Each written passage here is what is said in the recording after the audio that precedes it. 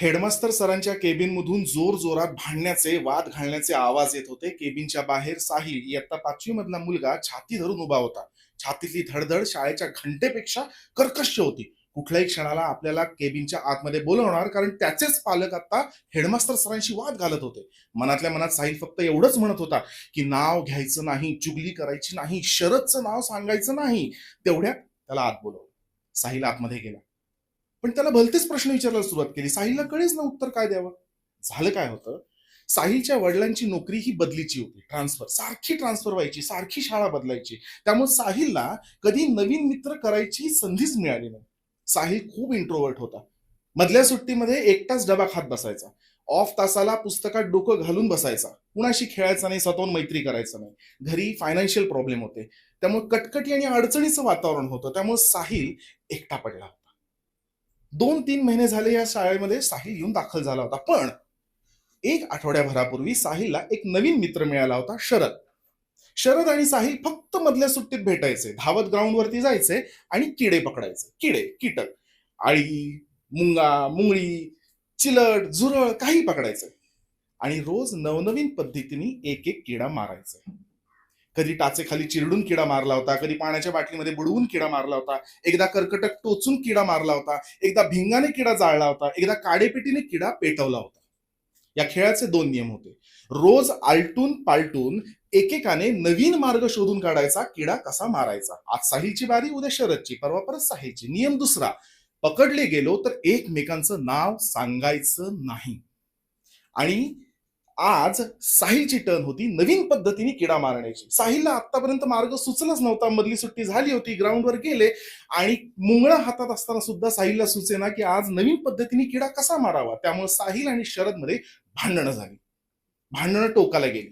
दोघांच्याही लक्षात नाही आलं की ग्राउंडच्या कोपऱ्यात एक सर उभे आहेत आणि सरांनी त्यांचं भांडण, त्यांचा वाद सगळं पाहिलेलं आहे. झालं, पालकांना फोन गेला, संध्याकाळी पालक बोलवले गेले. म्हणून आता साहिल त्याच्या पालकांसकट हेडमास्तर सरांच्या केबिनमध्ये उभा होता. हेडमास्टर सर म्हणायला लागले, हे बघा, तसेही उद्या शाळेमध्ये नवीन सायकोलॉजिस्ट हिमांशू अपॉइंट केलेला तो जॉईन होतोय. आपण साहिलचं त्याच्यासोबत एक सेशन.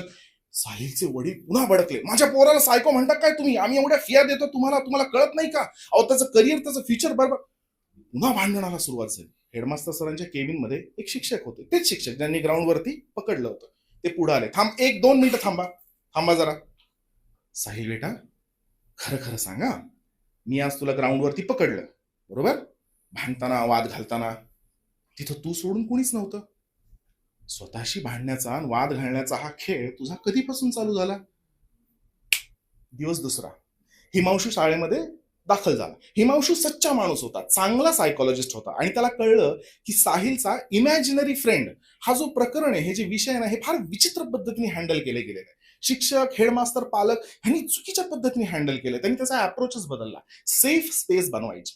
पहिले 4 सेशन्स तो साहिल सोबत फक्त चित्र ड्रॉ कर, कलरिंग कर, गेम्स खेळ, अशा पद्धतीने तो साहिलला कम्फर्टेबल बनवत होता. 5व्या सेशनला साहिल स्वतःहून हिमांशूशी बोलायला लागला. हिमांशू दादा, इतरांसारखं तुला मला शरद विषयी काही विचारायचं नाहीये. शरद? शरद माझा मित्र. हिमांशू लगेचच शाळा सुटल्यानंतर हेडमास्टर सरांच्या केबिन मध्ये गेला आणि त्यांनी सगळं हेडमास्टर सरांना सांगितलं. हेडमास्टर सर वेगळ्याच झोन मध्ये होते. त्यांना घाम फुटला होता. थरथरत्या हाताने त्यांना ग्लास तो ओठाजवळ नेता येत नव्हता. हिमांशूला कळे ना काय झालं. त्यांनी एवढंच सांगितलं की साहिल आज फायनली ओपन अप झाला. साहिलच्या मित्राचं नाव, इमॅजिनरी मित्राचं नाव शरद आहे आणि शरद आपल्या शाळेचा स्टुडंट नाहीये, कारण शरदचा युनिफॉर्म वेगळा आहे. निळी शॉर्ट, निळा चेकचा शर्ट, वेगळा युनिफॉर्म आहे, वेगळ्या शाळेचा विद्यार्थी. हेडमास्टर सर धबक्या आवाजात ओरडायला लागले, हिमांशू तुला कळतंय का तू काय बोलतोयस? 20 वर्षांपूर्वी आपल्या शाळेचा हाच युनिफॉर्म होता. 20 वर्षांपूर्वी आपल्या शाळेमध्ये शरद पोळ नावाचा मुलगा होता. अरे त्याला किती प्रॉब्लेम होते.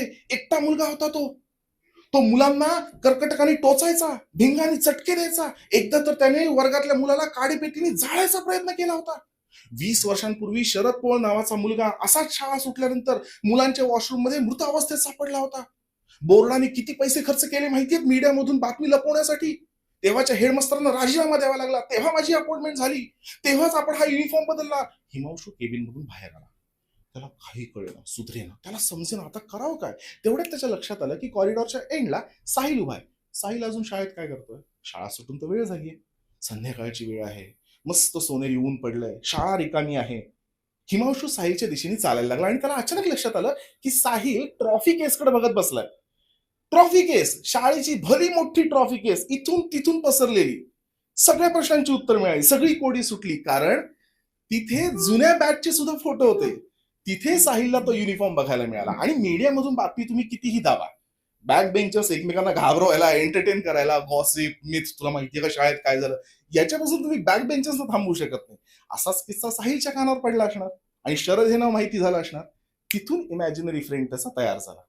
मी म्हणलं ना, हिमांशू सच्चा माणूस होता, चांगला सायकोलॉजिस्ट होता. त्यांनी काय केलं, ठरवलं आपण साहिलची साथ सोडायची नाही. साहिलपाशी गेला.